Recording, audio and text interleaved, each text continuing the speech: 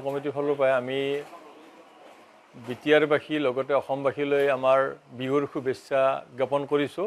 2025 যি মাঘ বিহু শুভেচ্ছা জ্ঞাপন কৰিছোঁ। সেই উদ্দেশ্যে আজি আমি তামোলপুৰ প্ৰেছ ক্লাবত উপস্থিত হৈছোঁ। অসম গৰীয়া পৰিষদ কেন্দ্ৰীয় কমিটিয়ে আমি বিটিআৰ প্ৰধান প্ৰমোদ বড়ো ডাঙৰীয়াই যিহেতুকে ভিজন ডকুমেণ্টছত আমাৰ গৰীয়াকে আদি কৰি 26টা জাতি জনগোষ্ঠী তাত সন্নিৱিষ্ট কৰিছে আৰু সন্নিৱিষ্ট কৰি তেখেতে শান্তিৰ বাতাবৰণৰ মানে এটা বাৰ্তা দিছে গোটেই অসমবাসী ৰাইজক। সেইকাৰণে আমি অসম গৰীয়া পৰিষদৰ কেন্দ্ৰীয় কমিটিৰ ফালৰ পৰাই আমি প্ৰমোদ বড়ো ডাঙৰীয়াক এটা সম্প্ৰীতি বঁটা প্ৰদান কৰাৰ কাৰণে আমি অলৰেডি আজি এই তামোলপুৰ প্ৰেছ ক্লাবত আমি আনুষ্ঠানিকভাৱে ঘোষণা কৰিলোঁ। এইটো আমি খুব সম্ভৱ জানুৱাৰী শেষৰ ফালে আনুষ্ঠানিকভাৱে এই তামোলপুৰতে আমি তেখেতক বঁটাটো প্ৰদান কৰিম। দিন সময় আমি আপোনালোকৰ মিডিয়াৰ জৰিয়তে আমি এইটো ডিক্লাৰেশ্যন দি দিম কেতিয়া আমি সম্ভৱ হয়। তেখেতৰ পৰা টাইমটো ল'ম আগে, প্ৰমোদ বড়ো ডাঙৰীয়াৰ পৰা টাইমটো লৈ পেলাই আমি মিডিয়াৰ জৰিয়তে দি আমি এই তামোলপুৰ অঞ্চলতে তেখেতক বঁটাটো আমি প্ৰদান কৰিম, সম্প্ৰীতি বঁটা।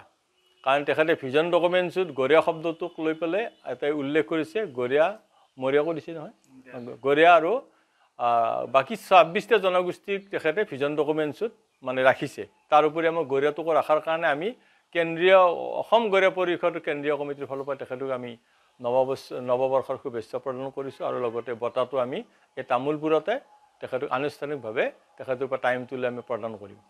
চোৱাত আমি সকলোৱে জানো যে বিটিআইডিৰ যিটো পৰিৱেশ পৰিস্থিতি আছিল, আমি প্ৰমোদ বড়ো ডাঙৰীয়াই যেতিয়াৰ পৰা বিটিআৰৰ শাসনভাৰ লৈছে তেতিয়াৰ পৰা আমি তেনেকুৱা পৰিৱেশ পৰিস্থিতি দেখা নাই।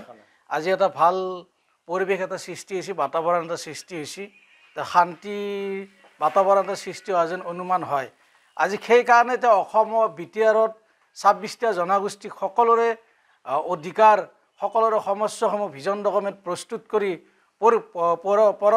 পৰিস্থিতি সাপেক্ষে সমাধান কৰিম বুলি তেওঁ যি পৰিকল্পনা লৈছে, সেই পৰিকল্পনাৰ জৰিয়তে বিটিআইডিত 26টা জনগোষ্ঠীৰ উন্নয়ন, বিভিন্ন সমস্যা সমাধান কৰি এটা শান্তিৰ পৰিৱেশ ঘূৰি অনাৰ কাৰণে তেওঁ এটা চেষ্টা চলিছে। সেইকাৰণে তেওঁক আমি উৎসাহ যোগোৱাৰ কাৰণে আমি অসম গৰীয়া পৰিষদৰ তৰফৰ পৰা তেওঁক আমি সম্প্ৰীতি বঁটা দিয়াৰ আমি সিদ্ধান্ত লৈছোঁ। অচিৰে আমি এই বঁটা তামোলপুৰতে তেওঁক প্ৰদান কৰিম।